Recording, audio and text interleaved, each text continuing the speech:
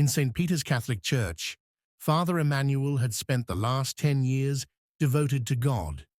He was known for his unwavering faith, his powerful sermons, and his ability to resist the temptations that had led many others astray. But on a fateful Sunday morning, temptation walked into his church. She arrived just before the homily, slipping into a front-row seat with the grace of a queen. Her beauty was captivating. Dark skin that gleamed like polished ebony, full lips curved in a knowing smile, and eyes that seemed to pierce straight into a man's soul. Her name was Chiamaka. She introduced herself as a transfer choir member from another parish. When she sang, her voice carried an almost hypnotic allure, as though angels and demons alike had taught her how to enchant men with sound. From the moment Father Emmanuel laid eyes on her, his soul trembled. At first, he dismissed the feeling. He was a priest, a servant of God, immune to earthly desires. But Chiamaka was not like other women. Unlike the modestly dressed choir members, she was different. At first, it was subtle, skirts that hugged her figure a little too well, blouses just tight enough to reveal her shape.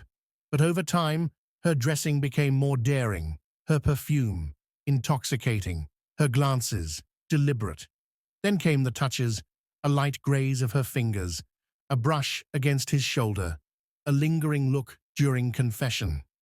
One evening, she came to him in his office, pretending to seek guidance. Tears streamed down her face as she spoke of loneliness, of longing. Father Emmanuel, moved by compassion, placed his hand on hers. Then she did something unexpected.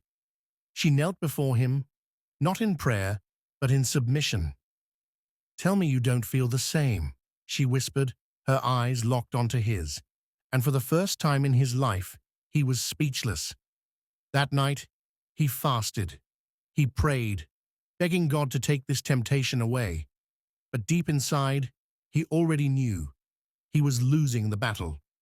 One fateful night, Chiamaka came to his private quarters, claiming she needed spiritual counseling. She wore a white blouse, the top few buttons undone, revealing a teasing glimpse of her skin. Her skirt clung to her hips, her presence overwhelming. "Father," she whispered, stepping closer, "I feel safe with you." He should have stopped her. He should have walked away.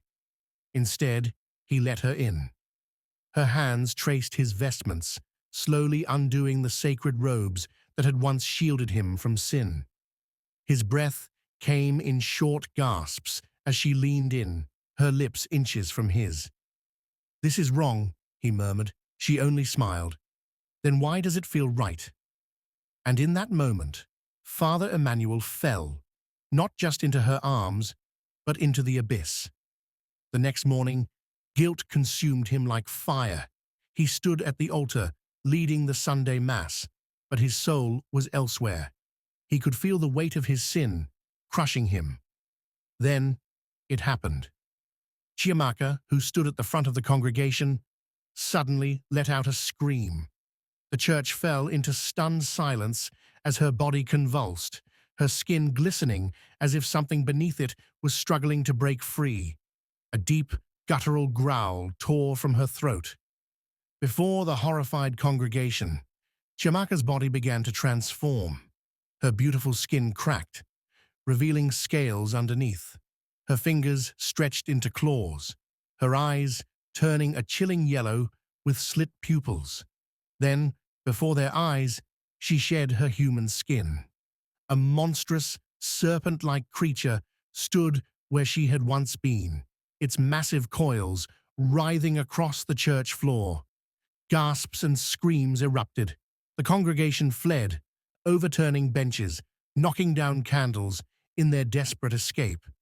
But the serpent's gaze was fixed on one person, Father Emmanuel.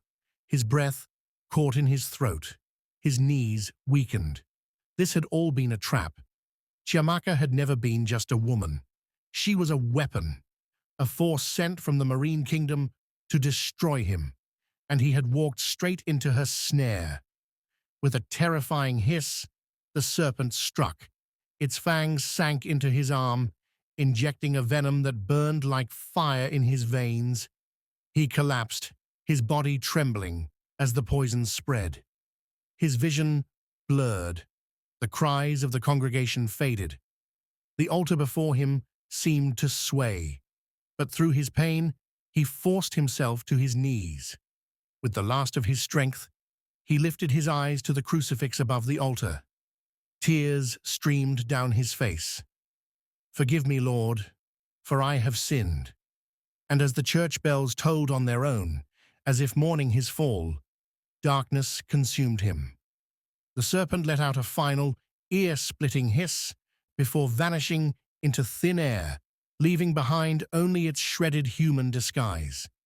The church was left in stunned silence. Father Emmanuel's lifeless body lay before the altar, his final prayer still lingering in the air. Some said they saw a light descend upon him before he died. Others claimed to have heard angels weeping.